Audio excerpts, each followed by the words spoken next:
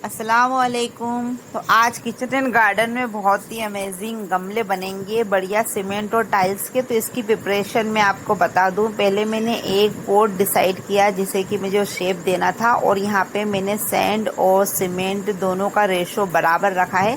क्योंकि अभी जो हम इसे टाइल्स वाला जो गमला बनाने जा रहे हैं, तो उसको अच्छी तरीके से ऐड करने के लिए हमें इस तरीके से रेशो रखना होगा। आप चाहे तो सीमेंट और रेत का रेशो में आप 4 अदद अगर आप रेत ले रहे हो, रेत, तो उसके अलावा आप 2 अदद सीमेंट भी ऐड कर सकते हो। मगर यहाँ पर अगर आप अच्छे से सीमेंट डालोगे तो बहुत बढ़िया अच्छी तरीके से वो फिक्स हो जाएंगे।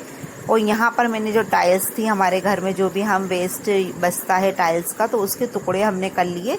और इस तरीके से हमने इनके को गीला करने के बाद में पॉलीथीन पे कवर करा हुआ जो पोट था उसके चारों तरफ मैं टाइल्स रखते जा रही हूँ, और उसमें सीमेंट से बना हुआ जो माल है वो पूरा अच्छी तरीके से लगाते जा रहे हैं। तो आपको लगाने की प्रोसेस संभालते हुए करनी है, इसलिए मैंने यहाँ पर सीमेंट का रेशो ज़्यादा लेने के लिए कहा, क्योंकि ये फिर कोई भी दिक्कत यहाँ पे नहीं आती है और बहुत आसानी से टाइल्स हमारी इस तरीके से जुड़ती जाती है। तो हम इसे ऐड करते जाना है, बीच में हमें गैप करते जाना है। जिस तरीके से मैं जोड़ रही हूँ, आपको प्रैक्टिस के बाद में ही इस तरीके से आसानी से बनाना आएगा, क्योंकि मेरे साथ में बहुत सारी दिक्कतें आई थी। तो यहाँ पर हम इन्हें ऐड करते जा रहे हैं और बहुत अच्छी तरीके से ये फिक्स्ड होते जा रहे हैं। और आपको टुकड़े वगैरह इस तरीके से मिक्स वाले भी ले सकते हो, कलर चेंज वाले भी ले सकते हो, अलग अलग टाइप के भी ले सकते हैं, उससे भी बहुत ही खूबसूरत पोट बन के तैयार होते हैं। तो यहाँ पर हमारे टाइल्स जो है पूरी तरीके से जुड़ चुके हैं। अब मैं ऊपर की जो एंडिंग है उसमें जो पोर्शन बनाने वाली हूँ वो सिर्फ सीमेंट का ही बनाएंगे, क्योंकि इसके बीच में हमें कुछ ऐसा होल भी रखना है, ड्रेनेज होल, जिससे कि हमारे प्लांट्स का पानी वगैरह बाहर निकल जाए। तो यहाँ पे बहुत अच्छी तरीके से मैंने एक थर्माकोल जो होता है उसे रख लिया था और पूरी तरीके से बेस क्लीन बना लिया। बेस बनाते समय ध्यान रखना है हमें कि हमारा जो भी बेस है वो बिल्कुल अच्छी तरीके से फ्लैट होना चाहिए। तो यहाँ पर मैंने एक 24 हॉर्स के बाद में मैंने इसे यहाँ से अलहदा कर लिया है। तो देखिए पॉलीथीन्स भी और साथ में ही जो पोट उसके अंदर हमने प्लास्टिक का डाला था वो अलग हो गया। इसी तरीके से मैंने और भी बहुत सारे गमले बनाए थे। तो यहाँ पे बीच में जो आप देख रहे हो इस तरीके से पोर्शन खाली दिख रहा है, इसे हम फिर से रेत और सीमेंट को मिक्स करके अच्छी तरीके से उसमें बीच में लगा देंगे और जो भी जगह खाली है वो फिक्स्ड हो जाएगी। तो यहाँ पर 1-2 बार पानी का हमें इसमें अच्छे से तराई करना है। पानी जितना ज़्यादा आप गमलों पे बार बार तराई करेंगे वो उतना ही अच्छा फिक्स्ड और मजबूत बन के तैयार होगा। तो यहाँ पे बीच वाले हिस्से में मैंने यहाँ पर सीमेंट का माल लगा दिया है, और जो आधार जो बेस मैंने बनाया है उसे अगर आपको और मोटा रखना है तो आप उसके अंदर भी कवरिंग कर सकते हो। और इसी से मैंने इसके किनारे हाथों की सहायता से बना लिए थे। शेप आप आपके अनुसार भी दे सकते हो। मैंने यहाँ पे काम करते समय गूगल वगैरह कुछ पहना नहीं था, आप ग्लव्स वगैरह सब पहन सकते हो। तो इस तरीके से हमारे बहुत अच्छी से पोट बन के तैयार हो गए हैं। और ये पोट हमने एक नहीं 6 अदद बनाए थे, और इसको सूखने के बाद में अच्छी तरीके से फिक्स्ड होने के बाद में हम यहाँ पर इसकी घिसाई कर लेंगे और पूरी तरीके से सफाई कर लेंगे। बहुत आसानी से सीमेंट वगैरह जो टाइल्स पे रहती है वो निकल जाती है। और पूरी अच्छी तरीके से देखिए कितने सुंदर पोट बन के तैयार हुए हैं, डिफरेंट डिफरेंट। और इसकी एक ख़ास बात ये है कि हम हमारे घर पर इस तरीके से पोट्स बनाते हैं, तो ये तो हमें मार्केट में बिल्कुल भी मिलना नहीं है। और साथ में ये जो टाइल्स हमारे घर में यूज़ होती है उसी से मैच करते हुए हमारे पास में पॉट भी हो जाते हैं। तो बहुत ही डिफरेंट टाइप का लुक आता है घर पर। और लोग भी पूछते हैं कि इतनी अच्छी टाइल्स के गमले आपने आपके मैचिंग कहाँ से ख़रीद लिए। तो आप भी चाहे तो इंशाल्लाह ज़रूर से इस तरीके से बना सकते हैं। थोड़ी कोशिश करनी पड़ती है, कोशिश करने वालों की कभी भी हार नहीं होती है। तो मैंने भी प्रैक्टिस करने के बाद में इस तरीके से गमले बना लिए हैं।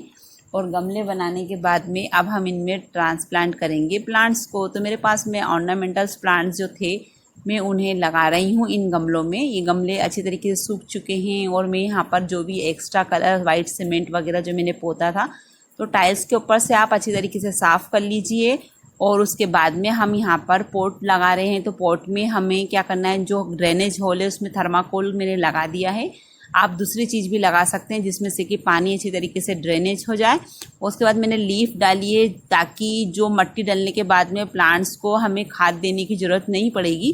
लीफ अच्छी तरीके से कंपोस्ट हो जाएगी। जैसे मेरे हाथ में आप देख रहे हो, ये भी मैंने जो खाद जो बनाई हुई है, मिट्टी जो मेरी है, इसमें सैंड भी है और कंपोस्ट वगैरह भी है। इसमें मिक्स मैंने मेन रूप से लीफ कंपोस्ट का बेस रखा है, क्योंकि बहुत अच्छा रहता है ऑर्नामेंटल प्लांट्स के लिए जो हम घर में रखते हैं, और नमी भी बराबर बनी रहती है। अक्सर हम पानी उतना ज़्यादा नहीं दे पाते हैं, तो इस तरीके से हम जो घर में रखते हैं, इन्हें घर के अंदर रखते हैं, तो उसमें भी ज़्यादा पानी देने की ज़रूरत नहीं पड़ती है। तो यहाँ पर मैंने डिफनबेगिया का भी एक प्लांट था जिसे मैंने कटिंग से लगाया था, उसे भी मैं इस पॉट में शिफ्ट कर रही हूँ। तो देखिए रूट्स कितनी अच्छी तरीके से डेवलप्ड हो चुकी है। और इसके ऊपर हम एक्स्ट्रा जो भी हमारी सैंड वगैरह मिक्स, खाद वगैरह मिक्स जो हमारी मिट्टी है वो डालना है। मिट्टी हमारी वेल ड्रेन होना चाहिए और बहुत अच्छी तरीके से उसमें सारी चीज़ों की मिक़दार बराबर होना चाहिए, तभी हमारे प्लांट्स अच्छी तरीके से चल पाते हैं।